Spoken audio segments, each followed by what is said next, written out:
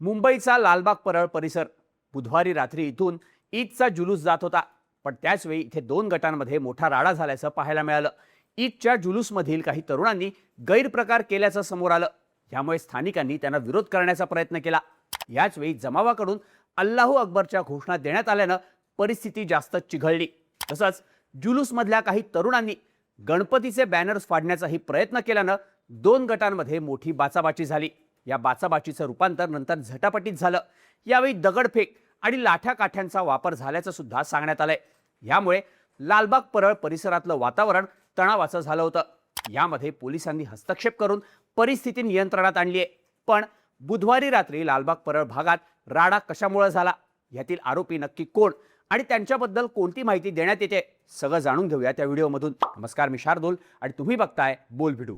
बुधवार 26 ऑगस्टच्या रात्री ईद ए मिलाद निमित्त मुंबईच्या लालबाग परळ भागात जुलूस काढण्यात आला होता. पण रात्री उशिरा हा जुलूस सुरू होता.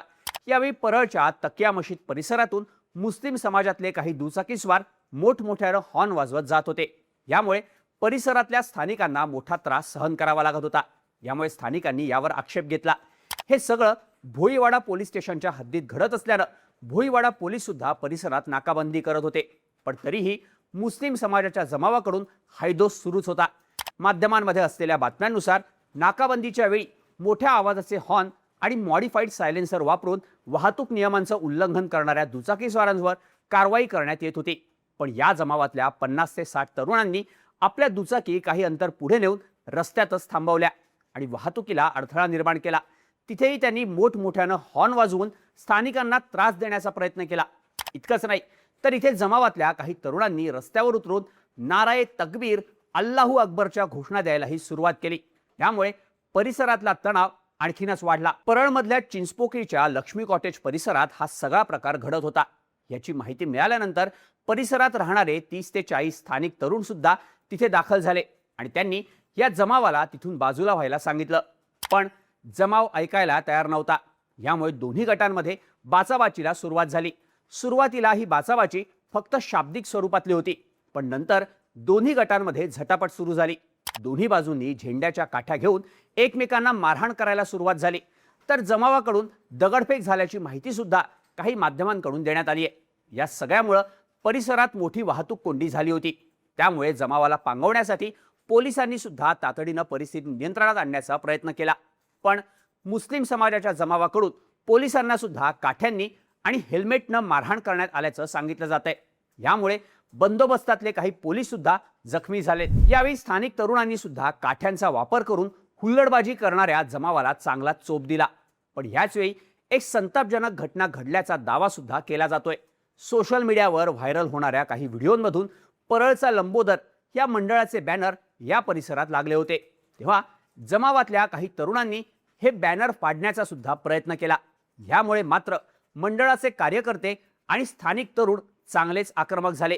त्यांनी बॅनर फाडण्याचा प्रयत्न करणाऱ्यांना चांगला चोप दिला. यावेळी पोलिसांनीही हस्तक्षेप करून दोन्ही गटांना बाजूला केलं. तसंच चुकीचा प्रकार करणाऱ्या समाजकंटकांना चोप दिला. परिस्थिती नियंत्रणात आणण्यासाठी पोलिसांनी बळाचा वापर केल्यानंतर हळूहळू जमाव पांगायला सुरुवात झाली. दुचाकीवरून पळ काढणाऱ्या काही तरुणांवर सुद्धा पोलिसांनी लाठीचार्ज केल्याचं काही व्हिडिओमधून दिसून येत आहे. यानंतर पोलिसांनी संपूर्ण परिस्थिती नियंत्रणात आणली. पण 26 ऑगस्टच्या रात्री सुमारे 12:15 वाजल्यापासून 27 ऑगस्टच्या रात्री 12:20 डॉक्टर BA रोडवरील सेंट्रल रेल्वेच्या परळ वर्कशॉप आणि लक्ष्मी कॉटेज परिसरात ही घटना घडल्याचं सांगण्यात येत आहे. या प्रकरणी भोईवाडा पोलिसांनी रेहान मसूद सय्यद, आदिल खान अहमद खान आणि मिराज मोहम्मद फिरोज रईस यांच्या विरोधात गुन्हा दाखल केलाय.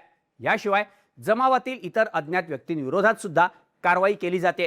पोलिसांनी भारतीय न्याय संहितेच्या कलम 189(1), 189(2), 189(3), 191(1), 191(2), 195(1), 118(1), 121(1) तसंच महाराष्ट्र पोलीस अधिनियमातील कलम 137 आणि 133 अंतर्गत गुन्हा दाखल केलाय. मुंबई पोलीस आयुक्तांनी जारी केलेल्या जमावबंदीच्या आदेशाचं उल्लंघन केल्याचा आरोप सुद्धा करण्यात आलाय. या प्रकरणाचा पुढील तपास भोईवाडा पोलिसांकडून केला जातोय. घटनेनंतर परिसरातील परिस्थिती सध्या शांत असून कोणतीही अनुचित घटना घडू नये यासाठी स्थानिक पोलिसांचा बंदोबस्त तैनात करण्यात आलाय. पोलीस अधिकाऱ्यांनी दिलेल्या माहितीनुसार घाबरण्याचं काहीही कारण नाही. खबरदारीचा उपाय म्हणून पोलीस बंदोबस्त तैनात करण्यात आल्याचं पोलिसांनी सांगितलंय.